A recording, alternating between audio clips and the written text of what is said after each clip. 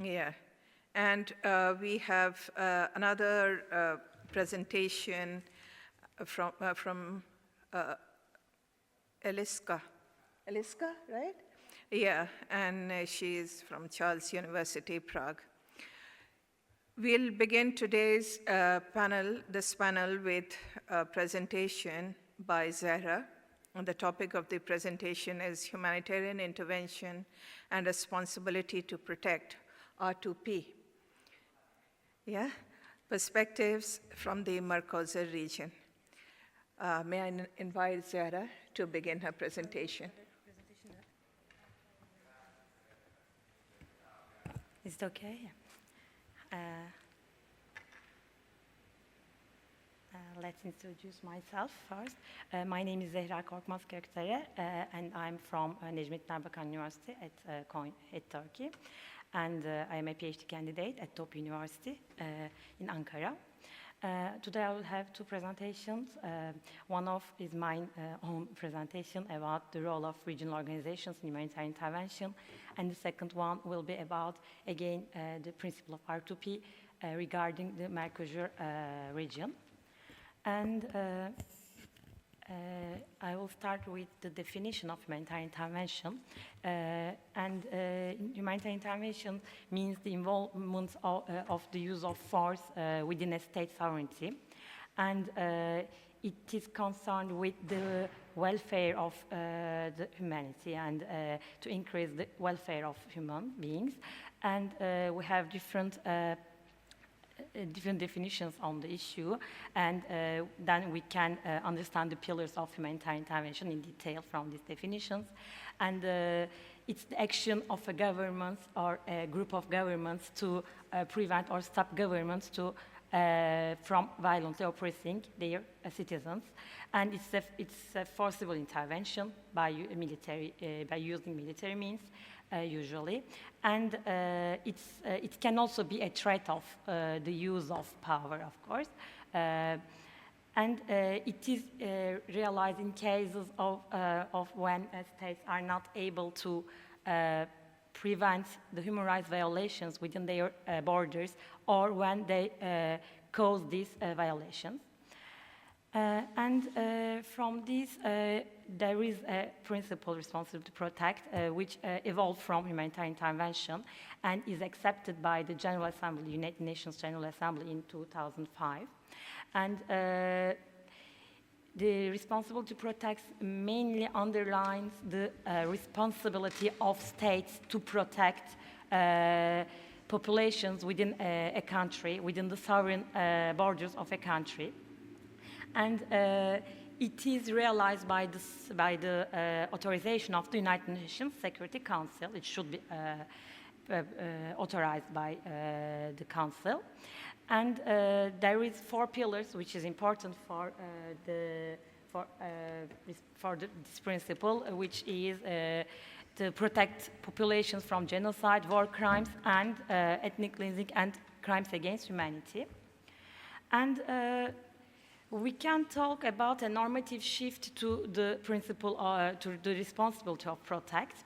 And this shift is mainly deriving from the sovereignty norm of states, and it evolved to the norm of human rights within time, especially with the end of the Cold War, with the increasing number of intrastate conflicts all around the world. But till this time, the United Nations National Security Council generally condemned the interventions within states. For instance, the Vietnam intervention in Cambodia is totally viewed as an intervention to the sovereignty of the states, or again, like in India's intervention in Pakistan is at the same category. But as I said, with the increased interstate conflicts, there is a development of there is a shift from these sovereignty norms to humanitarian intervention, and then in 2005 to the responsibility to protect. And from this time, the international community concentrate on this issue, compared to the past.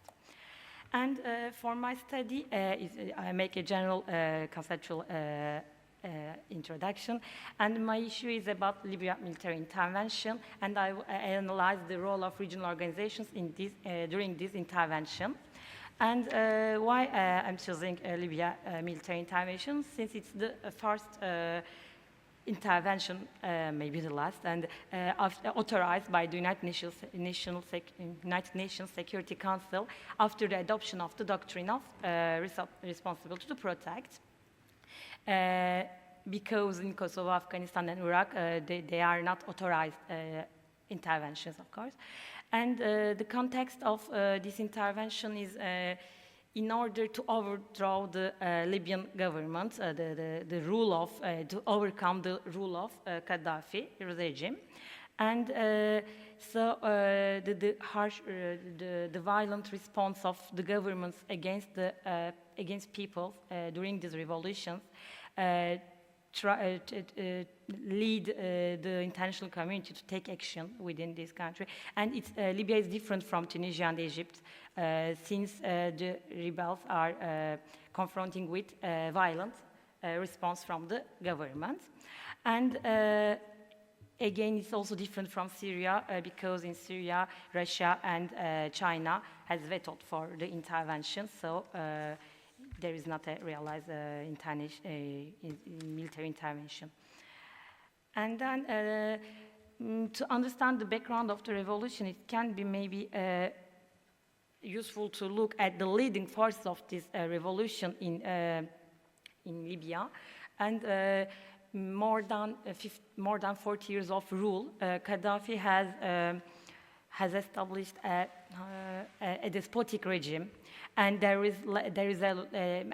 it's different from he had a green book, and he promised different reforms within the country, and especially he promised to establish a Islamic socialism like that, and he criticized communism and capitalism in that sense, but he failed to advance these reforms within the country, and there is a lack of an open political system. There is a restrictions on political parties, civil society. There is a lack of accountability within the country. There is a strong patronage system, and its family members are in important positions and critical positions in the state. There is a financial crisis. Instead, although Libya had an oil income, this income is distributed unequally within the states. And apart from all of these troubles, it's important to note that Libya is a fragmented society with almost 30 clans within time of the Gaddafi, and this also caused some problems between these clans. And all of these contributed to the revolutions in the country.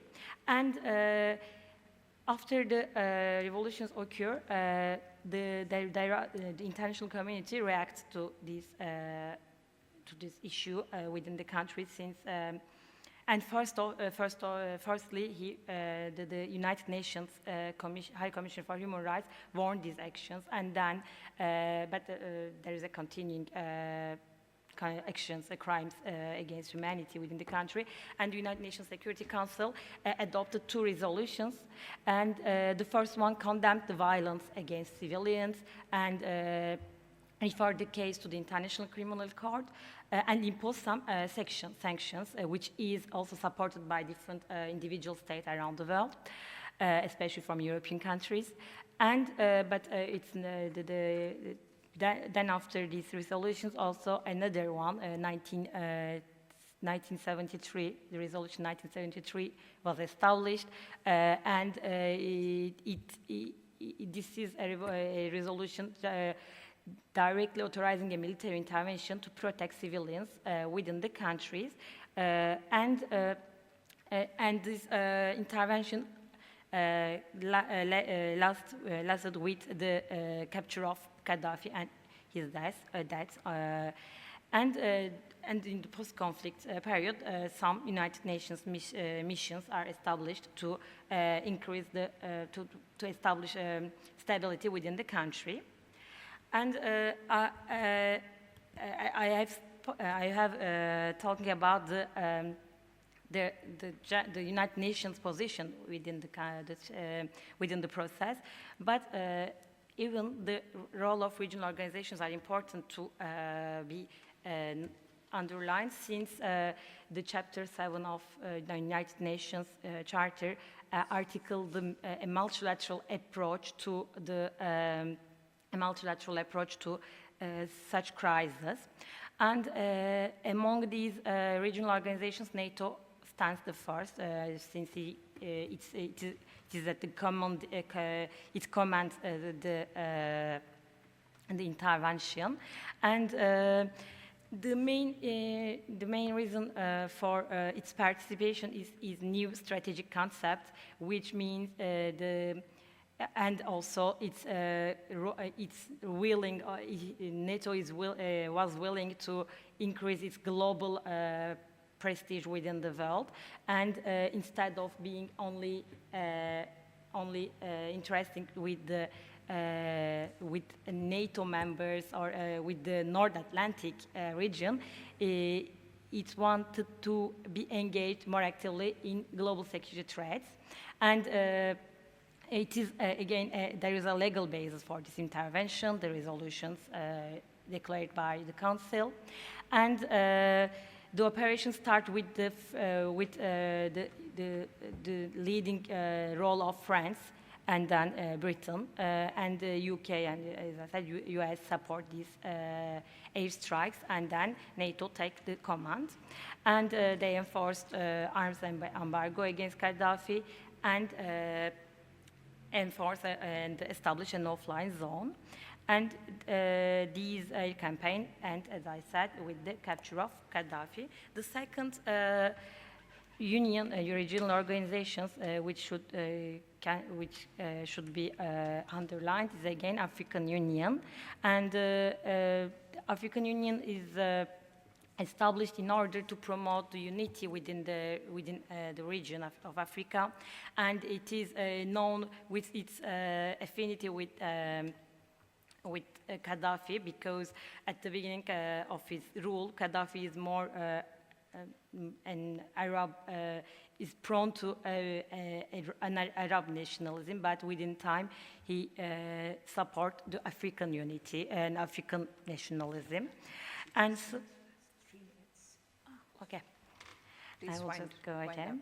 And what's important for this crisis, African Union is not is reluctant to participate in these issues by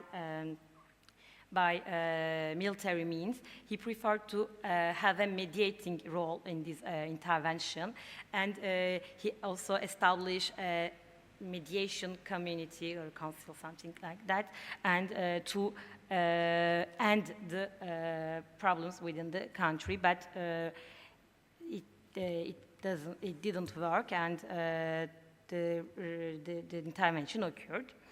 And we also but it is highly criticized by other states, especially from the Arab League and the European Union countries, for being inefficient to end the problems and for its inability and impartiality, of course. And the case of the African Union shows the limitations and incapabilities of some regional organizations to directly join in the intervention and end it. And we have the European Union, and the European Union is another crucial organization to be mentioned, because it's two of its member states, France and United Kingdom, especially played an important role in the process, and they launched the airstrikes against Libya. And the main driving force behind this is France's will of increasing its positive image. And But it is, it's again, a humanitarian, the efforts of the European Union are criticized because being ineffective, and they only play a role as humanitarian aid, and they provide humanitarian aid by establishing EUFOR Libya. Please have your conclusion right away. Okay. Yes. And I also have Arabic, but it's okay. No, just one minute. Okay. And at last, we have Arabic, which is another important and the last one for my presentation. Arabic is very active in the process, especially with the leading role of Qatar. Qatar is a very powerful country by joining the intervention by military means, sending troops and financial support to the issue. And I will not go in detail. And we can conclude this intervention as a failed intervention despite the contributions of different international actors, political actors, since the post-war challenges has continued, and the aim of ending this trouble in the country has failed because of the continuing fragmentations in the country and economic and financial problems, and also the political stability could not be realized. And this is to end my words up. Yeah, and there is an increasing dissatisfaction in the country, which is again another reason for the failure of this intervention. Oops, okay. Thank you. I'll invite Ekrem to make his presentation, please. Revisiting criteria for humanitarian intervention in academic research. Okay. If I share my screen from here, maybe. Okay, good afternoon, everyone. I am Ekrem. I am a lecturer at Ibrahim Cecen University, Turkey, and staff director of the CESRAN International. It's a great pleasure to be here today and have an opportunity to share my work with such an esteemed audience. And I would like to thank the conveners of this conference for providing such a platform for us. And thank you for this occasion. My title of presentation is Revisiting Criteria for Humanitarian Intervention in Academic Research. Humanitarian intervention is one of the leading controversies in international relations. To clarify it with some metaphors, should we intervene if our neighbor's husband beat up his wife, or should we intervene if a criminal attempts to harm a neighbor's children and their father is unable to protect them? The concept of humanitarian intervention emerged as a possible solution to this dilemma. It implies the military intervention of a country, a group of countries, or international organization to internal affairs of another country. Following the end of the Cold War and the collapse of the Soviet Union, the international system witnessed some radical change. The concept of international security has become more diverse. Not only military matters, but also social, economic, environmental, and humanitarian matters have become subject of security.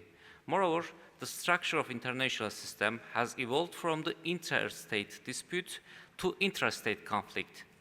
Both for the humanitarian reason and the potential risk to international peace and security, these intrastate conflicts were called for intervention to resolve.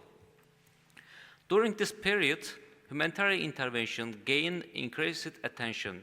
Academics, states, and international organizations began to breach the wall of the non-interference and attach less importance to the concept of national sovereignty.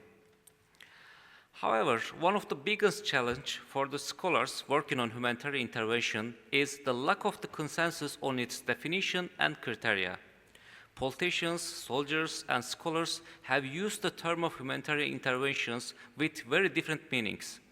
An intervention may be considered humanitarian in one study, while the same intervention may not be regarded as humanitarian in another study. However, this plurality of definition can be argued to be both a challenge and strange. While it may prevent the formation of rigid, universally accepted definition, it also allows the social science to be open and new interpretations. On the other hand, When we work in the field of humanitarian intervention, we cannot choose our case randomly. We need some criteria to determine whether an intervention is humanitarian or not. The scholars working on humanitarian intervention generally follow two paths. While the majority prefer to use criteria derived from the just war theory, others propose their own set of criteria. The common opinion is to use criteria derived from the just war theory, which are the right authority, which means interveners must be a legitimate authority, just cause, interveners must have a just cause to intervene, right intention, intervention must be accompanied by right intention. In other words, aim of the intervention must be just. Last resort, intervene only when all alternative means has been exhausted. In other words, intervention must be last viable option. The proportionality means intervention must do more good than harm. High probability of success, there must be a belief that chaos can be achieved with this intervention. The open declaration, an open public declaration is required before the intervention. I said optional in this because some studies do not include this criterion. However, these criteria present two challenges in academic research. The first challenge is difficulty of finding cases that fulfill all criteria. It is particularly challenging to identify such case during and before the Cold War. And indeed, no example of intervention since 1945 meets all these criteria.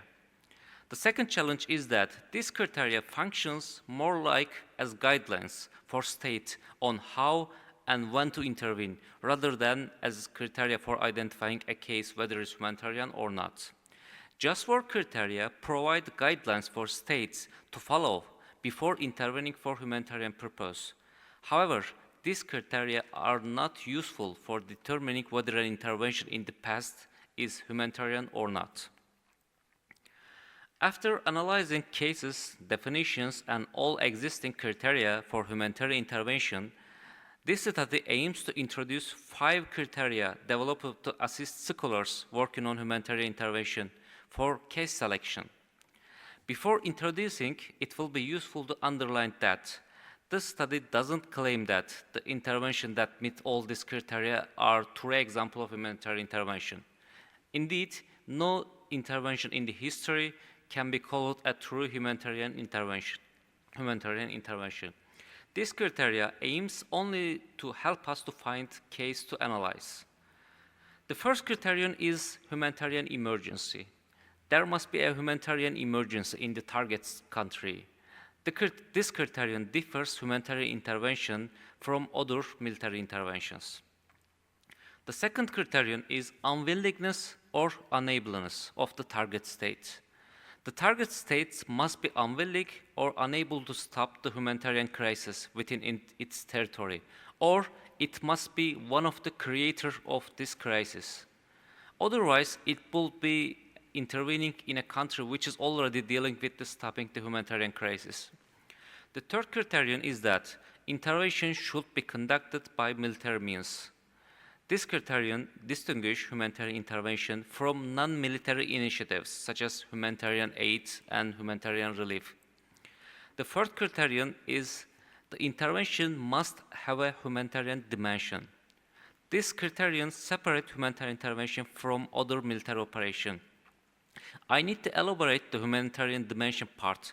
The reason for using the term of humanitarian dimension rather than public declaration is to ensure that this criterion can also apply to cases before the 1990, where humanitarian purpose of the intervention was not publicly declared. If we accept public declaration as a criterion, we cannot find any intervention before 1990. Because there were some examples of intervention before the 1990 that were not aimed at resolving humanitarian crisis, but yielded humanitarian results, such as Indian intervention in East Pakistan and Tanzanian intervention in Uganda. For this reason, the humanitarian dimension in the intervention is required. If there is no public declaration of humanitarian reason before the intervention, the humanitarian outcome is required to accept as a case. The last criterion is consent. Many scholars have argued that humanitarian intervention should be conducted without the consent of the target states. However, this study doesn't necessarily require non-consensual intervention to classify as humanitarian. Instead, it prefers to use with or without consent. In other words, the intervention with consent or invitation can be a humanitarian intervention. Lack of consent is not required for an intervention to be considered as humanitarian. The 1992 Somali, 1994 Rwanda, and 2000 Sierra Leone interventions are a good example of this intervention with consent. However, in such case, an additional sub-question is required to accept as a case. In such case, perpetrator of the crisis must be a non-state actor. The sub-question is about the state's unableness to stop the humanitarian crisis.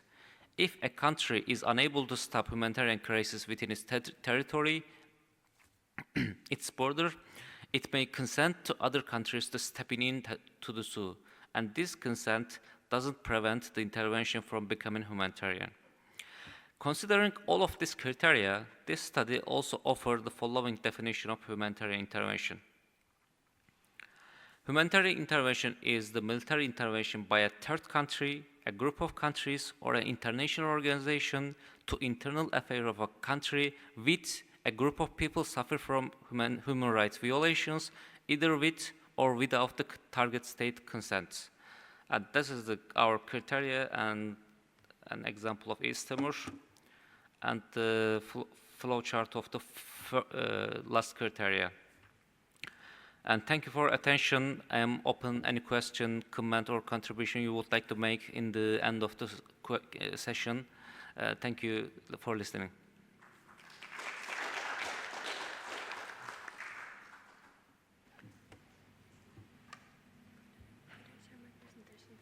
Yeah, sure.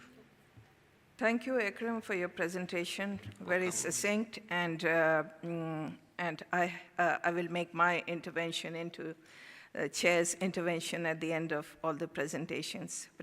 So, hello everyone. Thank you for staying with us. It's quite late, so I hope you will not fall asleep. And my name is Eliška. I am a PhD student at Charles University in Prague, where I focus on water weaponization, which is also my topic for today. I was wondering, how do I fit in R2P and the humanitarian intervention? I will maybe leave the topic a little bit, but I'm still, thank you, staying in, as water weaponization did take place in Libya in 2011, and it is covered by the international humanitarian law, for example, the additional protocols to the Geneva Convention. So we will stay in the topic, but we will also talk about nuclear weapons, about military utility, even religion and philosophy a little bit. Okay, I can control it here, thank you. All right, so what I would like to draw your attention to today is like the nexus of using water in war and the international law that prohibits it. So there is this concept of water taboo that's built on nuclear taboo that works with this moral abhorrence of violating water, as it is, you know, like part of humanitarian principles, the right to water, and in indigenous philosophy, that's life, not just in the philosophy, it is the life. But if we look in the philosophy, for example, in Bolivia, water is the blood of Pachamama, the mother of the universe. In Tibet, the Brahmaputra River is the spine of the goddess. We can see water as a metaphor in Bible, you know, like it means divine. And in Quran, water weaponization is literally heretical. Quran prohibits water weaponization in different sections and different types. So we have this moral expectation. We have it institutionalized. So if we take a look on the constructivist teaching, we expect this institutionalization, internalization, leading to a potential taboo-like prohibition, not only because it is law, but also because it's this moral constraint. So this is where the idea of a water taboo comes from, but in the literature and in the news, we quite often see also the talking about water infrastructure, for example, dams, and literally the damage they can cause as comparable to the weapons of mass destruction. So for example, when we spoke about ISIS and about the Mosul Dam, there was an article saying that if Mosul Dam was ever breached, the scale of damage would be comparable with a nuclear attack, drowning 700 kilometers of land all the way south to the Iraqi capital. And what's more, we live in the climate change era, unfortunately. We have unpredictable rainfall pattern, we have scarce water.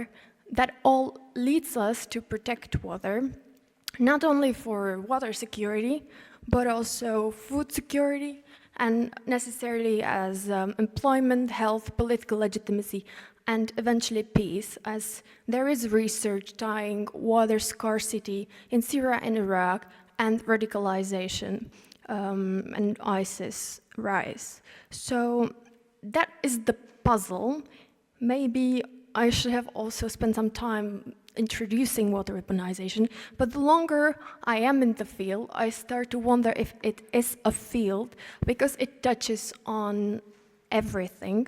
So the table I'm presenting, the great table, is the gray, not the great table, is water weaponization typology, and it's the widest kind of understanding of it. So it goes all the way from like literally water canoeing protesters to sanctions.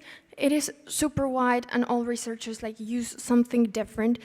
We could spend hours just debating this, and just to kind of illustrate how water is everywhere, we can, for example, speak about sanctions, restrictions fuel to Gaza, and what impact it has on the sewage facilities, right? What impact it has on health.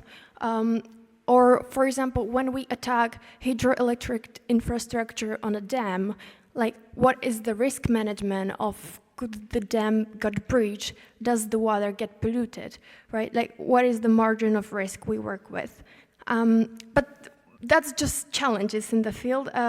Just to kind of introduce it quickly, we can understand water weaponization as either using too much water as floods, too little water as deprivation, contamination, and provision, which is the difficult gray sphere of kind of that the ISIS was great in, monetization of water, extortion through water, etc. Okay, so what I have wanted to see is if these moral expectations, constraints on water weaponization are true, and if I can prove them. So I have tracked the water weaponization in international law and international humanitarian law, and I worked with water conflict chronology dataset issued by Pacific Institute, California, and I have coded it to see which water events are not covered by the law, so they are sort of legal, which are illegal, but the perpetrators didn't ratify, so basically they do not accept the norm, so they cannot breach it, and then which literally breach ratification. As you can see, the breach ratification column is the tallest, so my conclusion is that signing prohibitory international law on water weaponization doesn't really stop water weaponization. It's, of course, not necessarily causation that I sign it and then I breach it, but we can see that there is no effect. And what's more, these cases are not uniform. I've tried to kind of show it through the light to dark color of green, but that's the scope of damage. That's another challenge in the field, I would say, because poisoning one well have a different, of course, consequences than breaching a dam, but it's not enough to count fatalities. We have also environmental impact. We have infrastructure damage. It might take different time to repair it in different world regions. So, like, the real impact is basically difficult to enumerate. Anyway, so these are estimations, but as you can see, signing prohibitory IL, the international humanitarian law, doesn't even advise proportionality. So within the breaches section, we also see the most of the worst water weaponization cases. This is basically the same on a timeline where the scope of damage is shown by the height of the column and the legality by the color. I had two explanations, and one was that after the additional protocols in 1977, there would be no legal cases anymore because it was quite comprehensive, quite extensive, which did kind of prove true. Like, you cannot see the green color after the 77 much. The second expectation, of course, like through the normative teaching on internalization, blah, blah, blah, I expected decrease. So less and less water weaponization in time because we are getting this norm internalized. That didn't prove true. But at the same time, I cannot really claim, that cannot be my conclusion, that we can see more water weaponization, that like, that's impossible because I'm working with the estimates. I would say this is already a contribution in the field because I have seen before scientists saying that we are seeing increase or decrease because of these challenges I described. It's really, really difficult to describe the ground on which you judge it. So my conclusion is that just like we see ongoing water weaponization water despite the international law, and there is no water taboo unless we can find it in advocacy, at least. Because nuclear taboo also, right? Like, we're speaking about nuclear taboo, but then like there are states that are having arsenal and they are having it ready, and we are still having problem with proliferation. So like there is sort of a taboo non-use, but we are not, but we are still like having it in a debate. So I looked into the United States foreign policy because the idea of a nuclear taboo in the literature was also drafted for the United States, and I was searching for this advocacy. I have designed like a guideline for water taboo advocates. So step one is punish and speak up. Not necessarily punish because we're talking about international humanitarian law, which is unenforceable quite often, but speak up.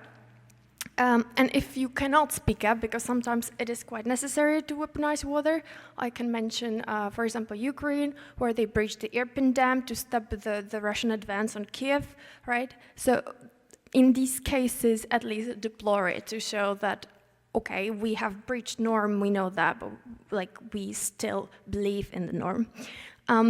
Step number three, distinguish between, you know, like humanitarian aid, we're shipping water because like people need water, and this kind of stigmatization of attacking water specifically, and be consistent, right? So it's not, it shouldn't be a diplomatic tool if it's a taboo sort of, or like very hard norm constraint. And not so surprisingly, I didn't find it. I found that it is a norm that is used diplomatically. So US did use it against Russia, didn't use it against Israel or very softly, and US didn't comment on anything Saudi Arabia did in Yemen. Basically, these were my three cases. And that led me to one more question. With that, I'll conclude. And that was, is it so military util to weaponize water that the norms just are overlooked? You know, like, does it deliver such great results that like states will do it because it's just what they have to do to win? So I've run just like simple analysis, again, difficult to code, but my results were literally like 50-50, where like 50% successful if success is judged as there are desired strategic gains that were brought, plus no strong repercussions happened back. So I call this false faith in military utility of water weaponization, and that is my ongoing field of studies. Thank you very much.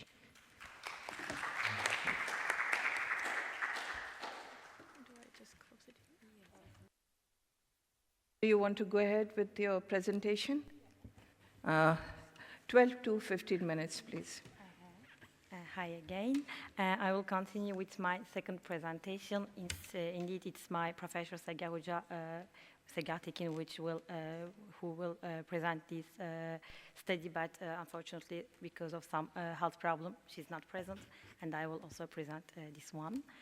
And I will go fast because I have talked too much at the first presentation. And this study is about, again, humanitarian intervention and responsible to protect, but this time from the perspective of the MERCOSUR region, from the Latin American countries. The overview of the study is based on understanding the stance of Argentina, Brazil, and Uruguay's foreign policies regarding the principle of humanitarian intervention and R2P. And in order to understand if a regional approach is possible from the Southern Cone. And the reason of choosing these countries is that they participate or have contributed to the UN peacekeeping operations for nearly a century. And another reason is that they faced a transition to democracy in the late 80s, and this make a shift in their understanding of promoting democracy, and they required a redefinition of human rights based on social justice. And as I said, the reason is that for choosing these countries as cases for this study.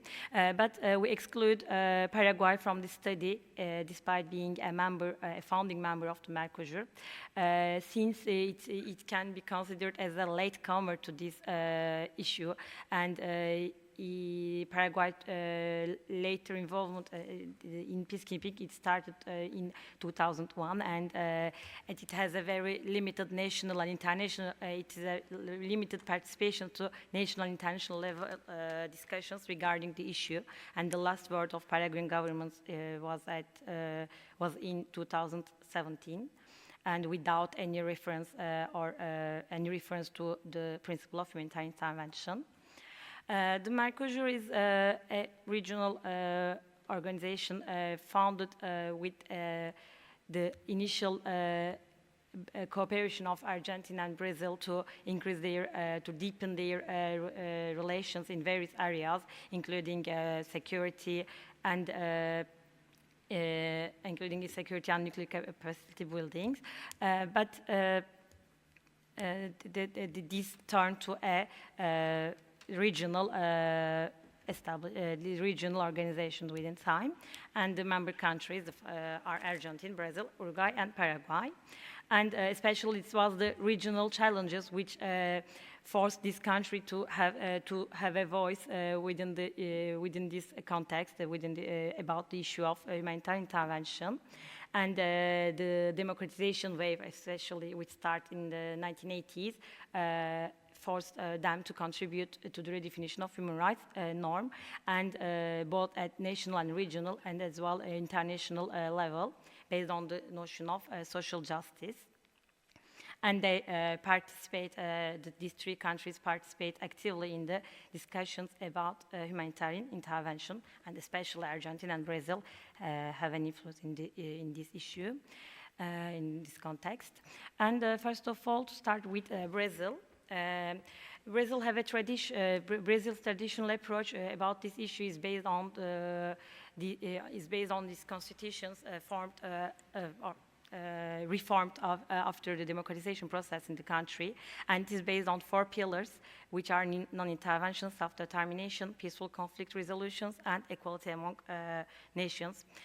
So they are emphasizing the sovereignty of the states, and they are against any intervention within the borders of a country, within the sovereignty of a country. But there is a shift under Lula and Rousseff in this understanding. They didn't change their foreign policy goals, but try to adopt new means to achieve their great power status in the global level. And they are advocating for a global South, and especially by developing and deepening their South-South relations, and addressing the socio-economic development within the South, especially with Arab countries and African countries. And the political and economic engagement of Brazil to this issue is, as I said, in order to strengthen its by criticizing U.S. intervention to the region of Middle East, they try to strengthen their relations with these countries, with the region, and they criticize such intervention, military intervention, by arguing that they are realized by national interests, and they prefer to promote peaceful conflict resolution, for instance, by establishing Friends of Venezuela group or Tehran Declaration, and they propose non-indifference instead of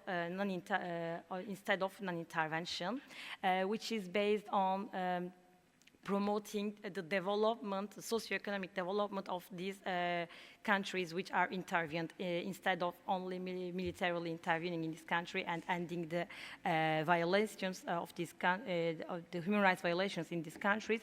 It prefers a stance of for developing these countries, and they have some leadership. It has a leadership position in Misra in Haiti or in Lebanon. And regarding R2P, again, instead of the non-intervention, they proposed non-indifference, and also they propose that instead of R2P, responsible to protect, they proposed responsibly while protecting, to redefine the military intervention criteria and to reform the basic proposition of Brazil in that sense is the reform of the United Nations Security Council and the decisions taken to intervene in different countries, and but it has some challenges because, for instance, unless it's abstained from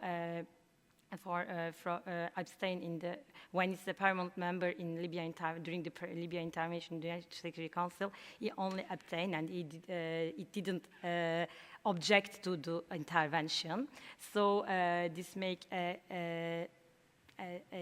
how to say this diminish the prestige of Brazil in this about this issue, and especially with the new Temer and Bolsonaro during the Temer and Bolsonaro governments, they get closer with the north and the west, and so they again they didn't put a solid they don't have an important voice in this issue. And the second country is Argentina. Argentina again, like Brazil, emphasized the norm of non-intervention and self-determination, but with some exceptions, because contributing to the troops of UN peacekeeping during the Croatia UN peacekeeping operations, and also participate in Gulf War. And the main reason for this in that it's shift towards towards closer ties with the West, and they want to be side by side with the West, and so send troops to these operations. And there is a commitment to the EU and MERCOSUR free trade agreement, which is again for increasing the ties with the West. And again, it's like Brazil try to strengthen its position within international organizations and to address geopolitical challenges. And it's also a contributor of the UN peacekeeping since 1958. And but it's only it had a position of observer missions within this. Okay, I'm just finishing. Okay. Okay, and we have Uruguay as the last country, and Uruguay is again a supporter of multilateralism, and since it's a smaller country compared with Brazil and Argentine, it tried to again, like the other two countries, it stands within the international organizations and the international community. So, and again, different from Brazil and Argentine, it's a supporter of R2P, and. But it has a lack of leverage to shape the missions of the UN. And as a final consideration, I can say that these three countries have some hesitance in this issue, and they are not able to provide a MERCOSUR wide consensus on this issue. And the three main reasons for this is their colonial legacy, a strong emphasis on autonomy in their traditional approach and in their constitutions, the US interventionism, a legacy of US military intervention in Latin America and their past experiences, and domestic military history against about the memories of past military interventions and human rights violations which occurred in their own countries. So they are reluctant to participate in this issue. Thank you for listening.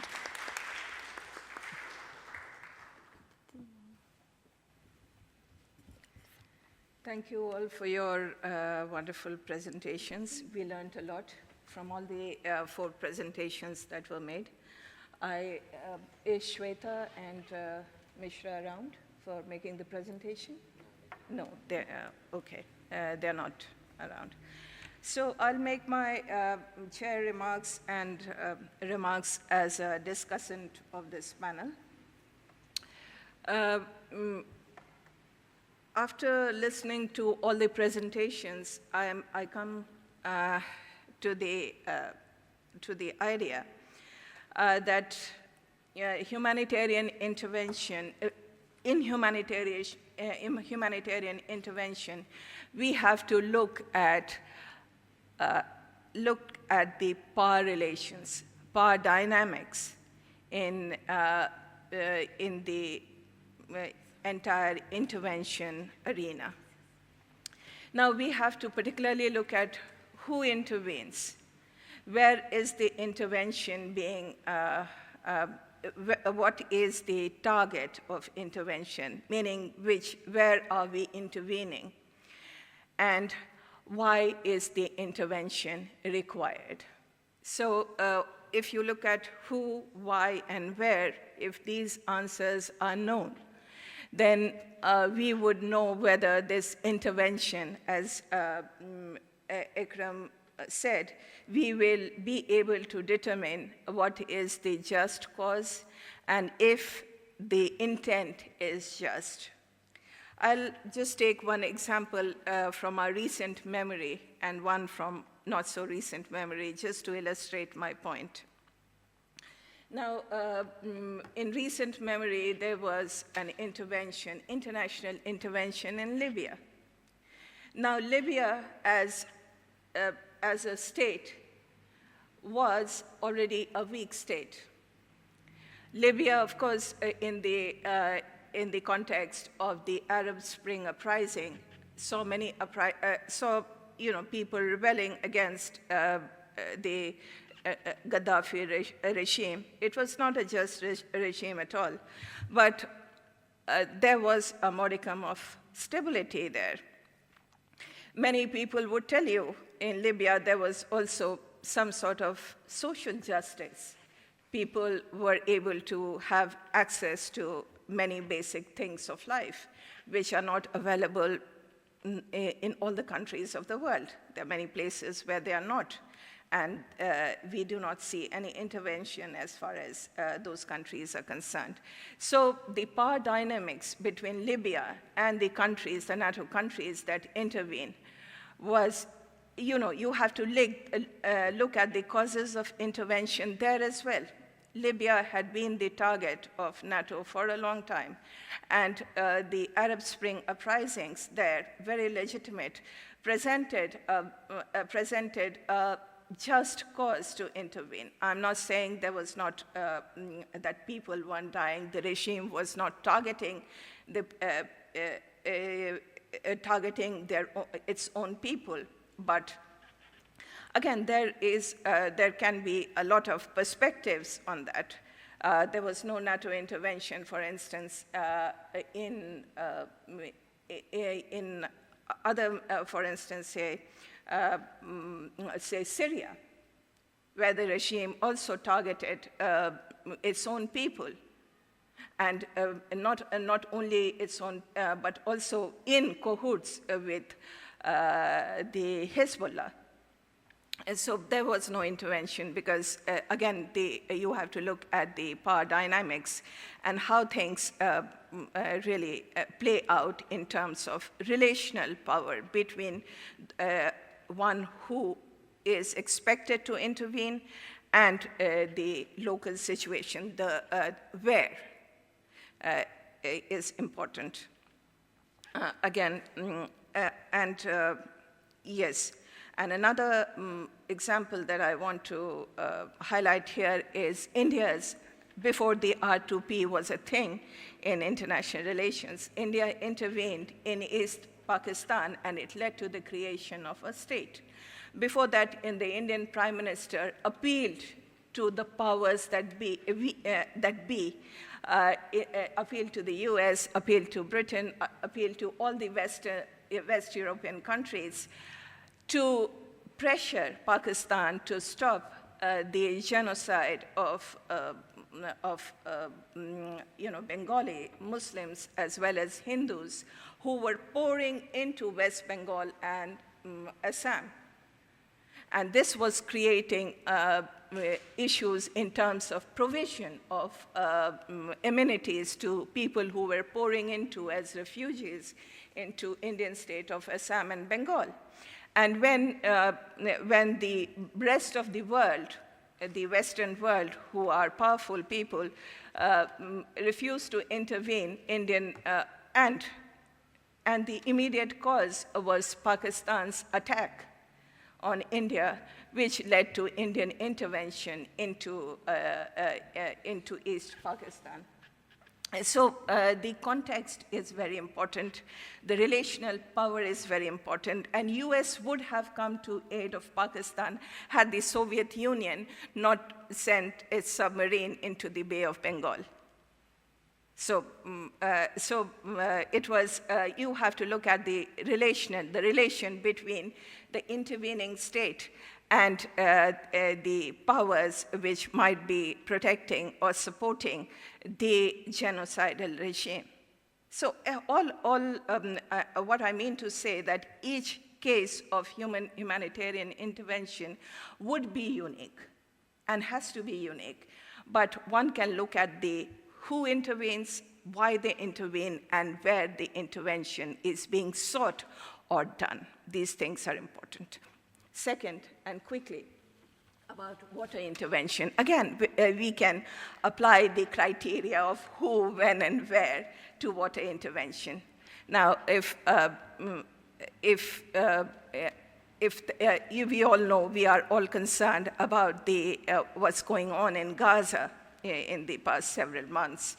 And we also know that Gazans have not been able to access drinking water or water for other chores on a regular basis. But is anybody intervening there to ensure, apart from failed attempts by the UN, to ensure that Gazans have access to drinking water for their chores 24/7 and all days of the week? No. So again, you have to look at the power relation of the perpetrator. Let's not, the power relations the victim has with the perpetrator, the power relation between one state and the other state. So again, the question of who, why, and where is very, very important in any humanitarian intervention. And all humanitarian interventions can be looked at from various perspectives. That has to be taken into account, from the perspective of the receiving state of intervention to the states intervening to protect people. So in humanitarian intervention, and it's I might sound like a cynic, but the casualty is always the people for whom the intervention is being made.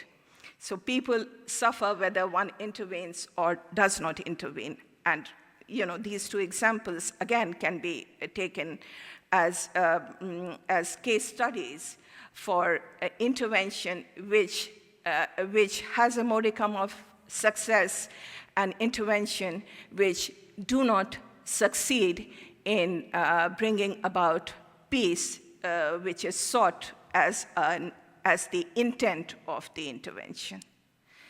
Thank you. So may I now open the floor for questions, queries, comments, and anything generally you would want to say about R2P.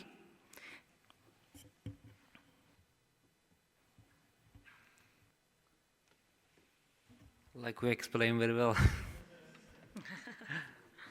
In more detail. Very detailed. Yes, I saw a hand go up. No. No? My question is about the Libyan case. As you mentioned, the humanitarian intervention wasn't successful. So can you shed more lights about the reasons for the failure of the intervention? Okay, of course. The main aim of this intervention is to end the political instability, the social and develop the socio-economic situation of the country. But at the end of the intervention, we have seen that the fragility level of the state didn't increase, and even it gets worse. And I have a graphic, but I don't have time to share with you. But there is an increase in the fragility level of the state, so it has become a more failed state. And also in the human rights records, the score of Libya has increased in a better way, of course. And so we can call it as a failed intervention, because it couldn't reach its main objective to promote stability within the country.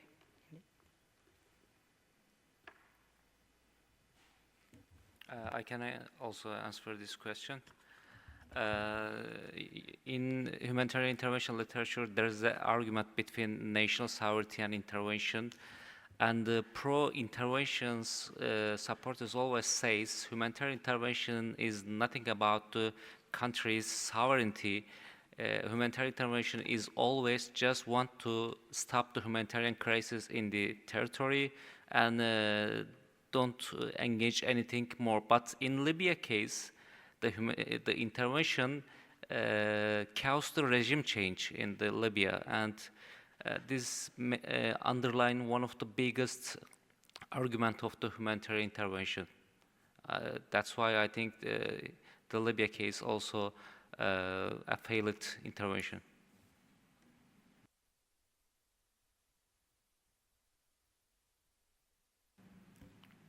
Anyone else?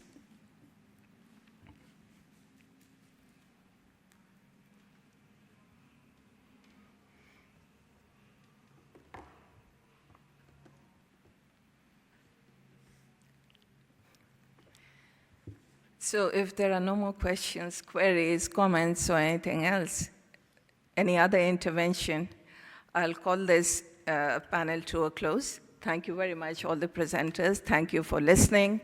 I believe that people are absorbing this very, very important, critical matter in international politics very deeply, and they will probably go back and reflect on them, and we'll have questions or related questions in other sessions.